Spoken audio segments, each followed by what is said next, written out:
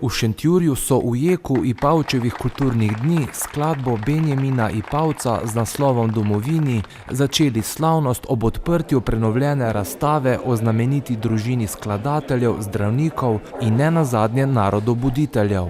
V zadnjih mesecih pa je v njihovem domovanju v Zgornjem trgu precej ropotalo. Ni se prebudil duh slovitih članov Ipavčeve družine, ampak je šlo za nekaj precej bolj realnega. Namreč notranjost Ipavčeve hiše je dobivala novo podobo. Stari razstavi o velikih Ipavcih je potekel čas in napočil je trenutek katarze.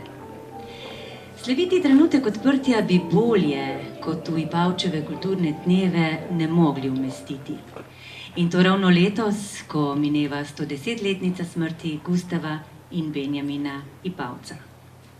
Če je prenovljena razstava o Ipavcih otrok Pokrajinskega muzeja Celje, je boter občina Šentjur. Gre še za eno pridobitev občine Šentjur, tako z vidika ohranjanja kulturne dediščine kot turizma. Glavni soavtorji prenovljene razstave so zaposlenci Pokrajinskega muzeja Celje, Rolanda Fuger-Germadnik, Gabriela Kovačič in Jože Rataj. Sama razstava tukaj v Ipavčevi hiši predstavlja na eni strani ambientalno postavitev meščanskega salona, kajti v hiši, v kateri se nahajamo, je bil takšen salon, vemo tudi po zapisih same družine Ipavec.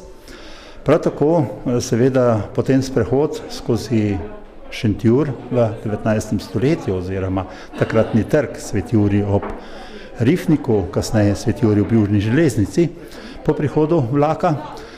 No in seveda tukaj v mansardi same hiše je pa predstavljena prenovljena razstava, tudi razširjena, na kateri predstavljamo družino Ipavec kot družino zdravnikov in skladateljev.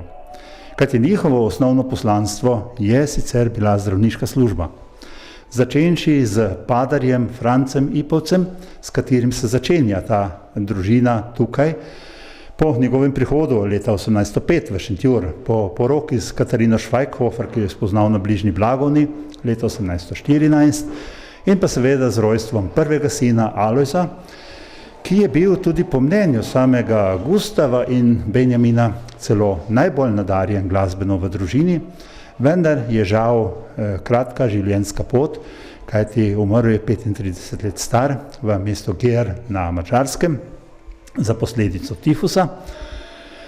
Seveda potem pripeljala brata Benjamina in Gustava, prav tako kot zdravnika, enega v Gradec, drugega v rodni Šentjur, kjer sta nadaljevala zdravniško poslanstvo, ob tem pa seveda tudi skladala. Pomemben del skladateljskega opusa je namenjen samospevom, potem pri Benjaminu tudi operetam.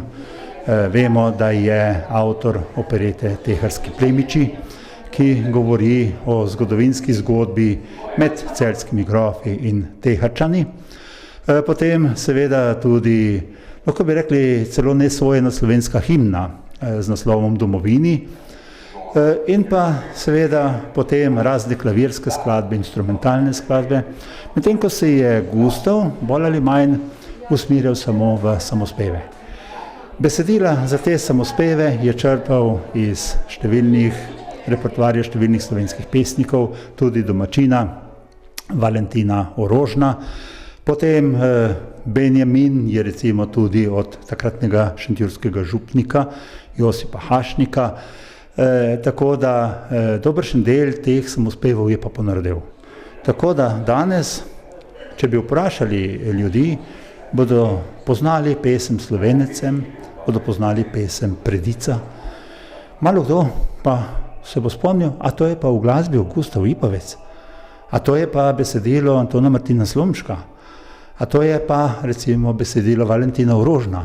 Skratka, skozi to razstavo, ki je zasnovana tudi interaktivno, pač poskušamo popularizirati na eni strani, na drugi strani pa predstaviti celotno družino, vključno z zelo dolgo zamolčanim ženskim kvartetom, prvim avstrijskim damskim kvartetom, katerega 3 članice so izvirale iz družine Ipavcev.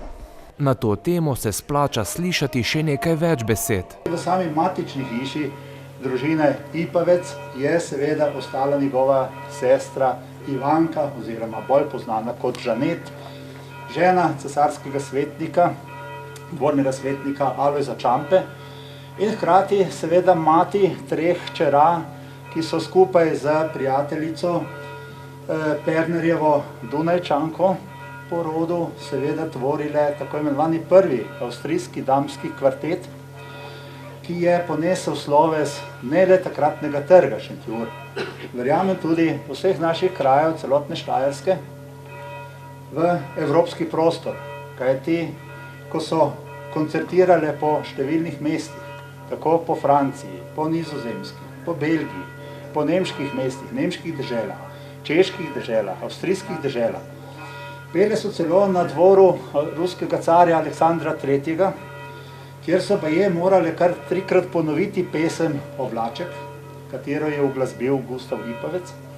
In seveda za svoj nastop, za svoj uspeh, dobile tudi lovorjev venec, katerega boste lahko videli na razstavi.